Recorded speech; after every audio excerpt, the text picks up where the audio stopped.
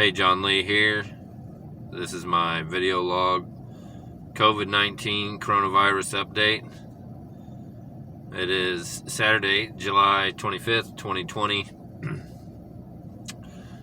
Most of the schools have pushed back the reopening till after Labor Day, and masks are pretty much required to go into any place that's open to the public.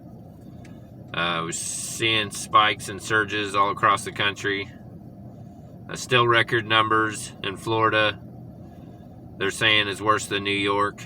And I just saw a letter go out to our local health department here in Kansas City, Missouri, stating they were going to start the tracing program, and that several cases are going up here. Several people have been testing positive. Hospitalizations are up. And so nobody knows what's going to happen. Everybody's saying everything needs to be shut down again. I'm still on unpaid leave of absence, trying to get my employer to offer some kind of protection as an essential worker. They won't accept liability or guarantee me a disease-free, safe work environment. So I'm looking at possibly making a career change myself.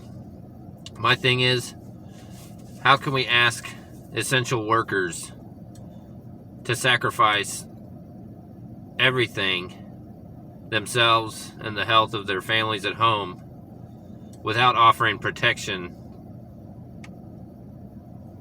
from the virus and the disease? If you're asking the essential workers to put themselves at risk and they contract the virus, who's liable? Who's responsible? The parents don't want their kids to be guinea pigs. And I've noticed that this is a Republican issue. This really is a political issue. I didn't think it was at first, until I realized that my employer is in fact Republican, because it seems the Republicans are the ones pushing the big business and the corporate policy. Obviously, I knew that. They're looking for liability protection in this new stimulus package. And it's a shame that these big businesses want to put money before safety, and I just can't do it. I have a 5-month-old newborn, and we have 2 other children, and my significant other, has a history of kidney issues, so it's just too risky for me. I don't know how I'm going to pay my rent or provide for my family, so I got to do something. I got to make some serious life decisions, and I got to do it real quick. So we're going to have a hot fudge sundae party now. So that's my video log for Saturday, July 25th. I just noticed 2020, but I just noticed that it is a political issue. Got the sirens going off. Someone probably got the COVID. I bet you my employer feels like I just don't know. It's just so ridiculous that they don't take ownership and protect the essential workers. That's why all the teachers have been having a conniption fit, because they don't want to risk the kids, themselves, their families. I'm glad they spoke up about it. I spoke up about it and got sent home. I felt very retaliated against. And so I've been off work since. But, this just ain't going to work for me or my family. So I do apologize. I know everybody needs the internet and they need their, cable services, but I'm just not willing to risk it. Not for my family, not right now.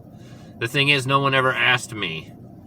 My employer never asked me, how do you feel about there being a highly contagious infectious disease that's now part of a risk to you and your family? No one ever asked me how I felt about it.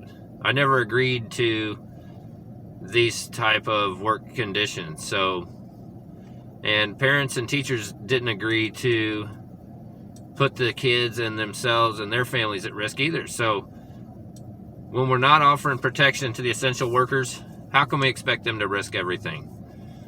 I did want to say, give props, I believe it was to Virginia that passed some essential worker protection, because somebody really has to be liable.